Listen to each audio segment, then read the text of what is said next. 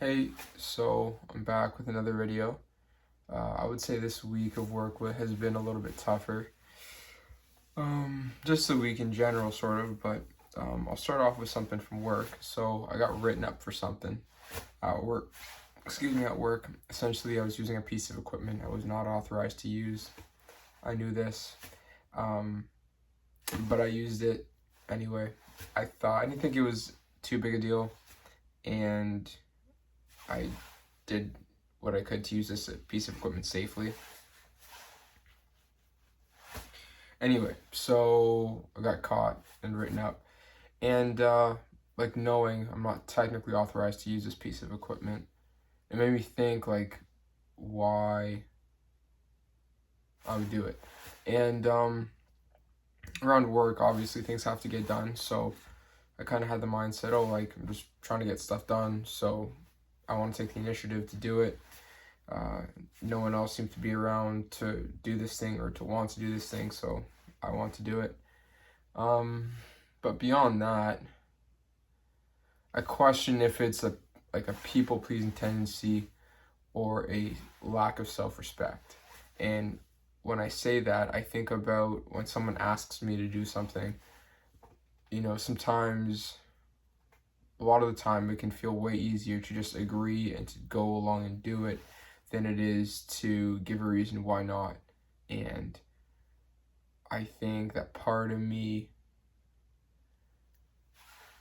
would buy into this idea that, I'm saying yeah because I want to take initiative and work hard and be more productive.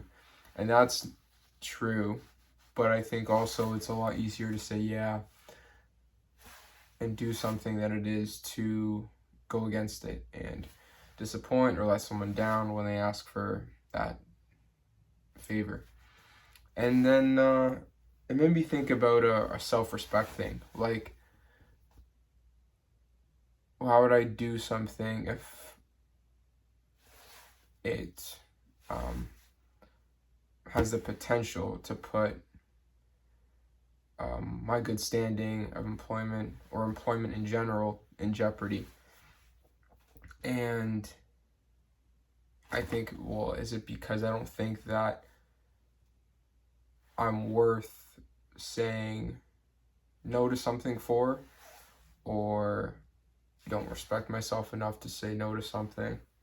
So I just kind of had these questions because looking back on it, there's other people that didn't use this piece of equipment and weren't authorized to do so. And one guy in particular that I work with, anytime one guy that I work with, he would ask me if maybe I could use this piece of equipment to get something done. And I thought he doesn't use it. He doesn't ever do it himself. And then it made me think, well, that's because this person, my coworker, doesn't want to risk the trouble it could cause. Whereas I didn't think enough of myself to think the same way, potentially, or take my employment or take myself and my role seriously enough to say, hey, I don't want to risk getting in some sort of trouble for this. And now I've only got written up, so it's I still have my job and stuff, and I won't make that mistake again. But it just made me do this sort of self-reflecting and just having the ability to say no is something that I see is very important. And being able to be disagreeable. And that'll segue into my next thing, which is when to be disagreeable, when to say no, when to be firm in something, or when to be flexible in your perspective or decisions. And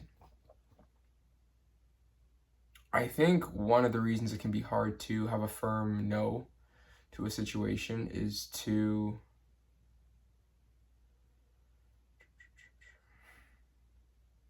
one of the reasons is because I feel as though maybe I don't have all the information.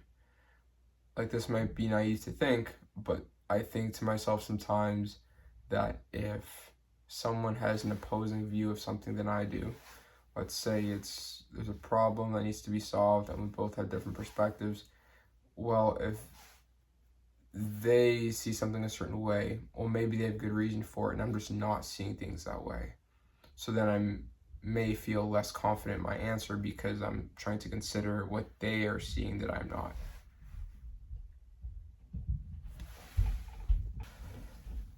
Anyways, the point that I'm trying to make is that it can be hard to know when to be firm in an answer and when not to.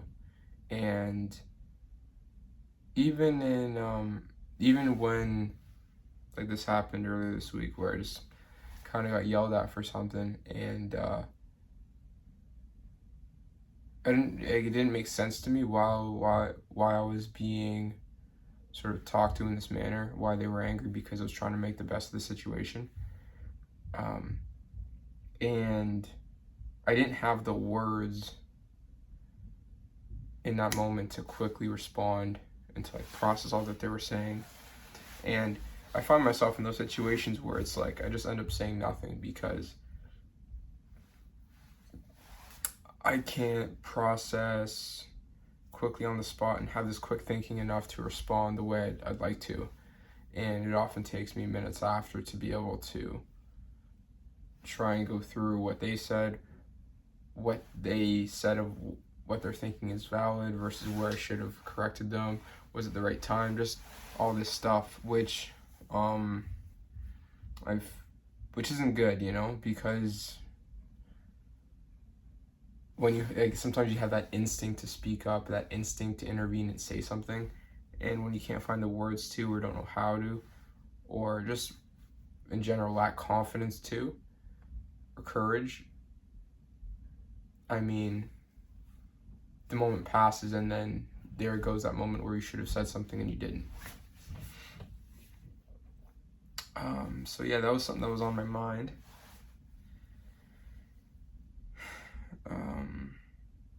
Yeah, self-respect has come up in one way or another in my mind this week. I think I realize on another level how important self-respect is in terms of keeping the non-negotiables and the habits you have for yourself, no matter how you're feeling. Just even looking on social media, I see people that are younger, people that are doing a better job at it, I think, than I am in my life. And I think that's a wake-up call for me to see people that are younger than me being able to achieve certain things, whether it's a physique or a job, and just seeing how seriously they take particularly blue-collar trades, because that's what I see on my feed most often now, and how I should be thinking on the same level about what I want for myself and not float.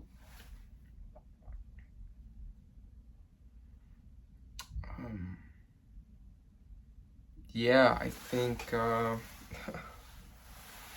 don't know how to string all these thoughts together that I'm seeing. But on another note, with regards to self-respect and valuing one's time, there's sacrifices to be made in terms of how I spend my time at this age particularly. I feel like it's tough just as it is to get up in the morning. I'm getting up around 4:30 now to be at work for 6, to eat, to cook, to wash dishes, to clean, like make my bed, and then hygiene stuff, get to work for 8 to 10 hours, and then go to the gym, physio, work out, come home, shower. Like, I feel by the time I go to bed, like, that's my whole day. And I don't have kids, I don't have a girlfriend, and I'm just on my own. So it kind of feels pathetic that if I can't even manage that well, I don't know how I'd be able to do anything else beyond that. But the point that I'm trying to get to with time and sacrifice is that when it comes to extra hobbies, when it comes to sleeping a full 8 hours, when it comes to gym or jujitsu, when it comes to family and seeing friends, social life, something has to give. I don't see how all these things could be having full time for them currently as is. And so I think one thought pattern that I have is that to be a good family member, to be a good friend, particularly in the social part of my life, is that I always have to be there, I always have to show up, and that I'm letting someone down if I don't. And I think that that's just not doable in my schedule, where I can always show up for people and always be there at a gathering or always be there to hang out. But that thought pattern does come up where I feel the need to be there and show up, because that's what it means to be a good friend or a good brother, son, etc. And that's something that I'm trying to figure out, because I think that network and having a social network is very important for humans, and having these relationships, because especially when, like, once they kind of flitter away, it's harder to try and bring them back. So it's important to maintain them. But again, that means trying to maintain them while also having other stuff to do, and maybe not being able to always see and spend time with these people as often as I would ideally. And so it just feels like just trade-offs, I either trade off eating right for a day, getting the right amount of sleep for a day, trading off friends and hanging out, trading off, spending time with family for something else. It's not a matter of, it's just a matter of which pain you're going to take on. The pain of not seeing a friend, or the pain of missing out on another gym workout, or whatever it is.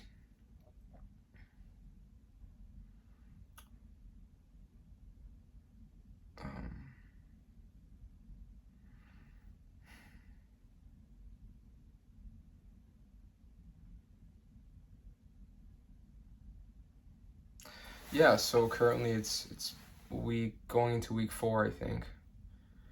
3 or 4, yeah, week 4, I believe. And I'm still trying to figure it out. I'm still trying to figure out my schedule a little bit. I'm learning about myself. I'm learning how to prioritize. I'm learning how to juggle things around. And I would say one thing about being on my own is that it's harder to hide stuff from myself. Not that that's something I'd strive for before, but I'd say without having close family around, living in the same space, or even a TV in my room, it's harder to ignore the things that bother me, or the things that I'm trying to figure out in my head about myself, about how I'm trying to live my life, etc.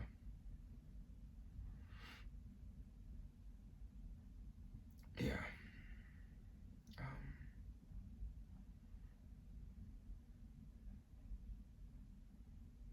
Yeah, I'm trying to think of what else.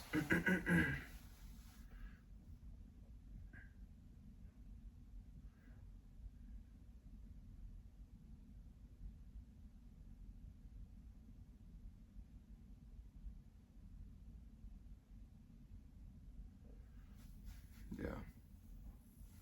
Other than that, I'm trying to manage expenses. I just had a trip to the dentist recently, and I have to buy groceries today, have to get gas.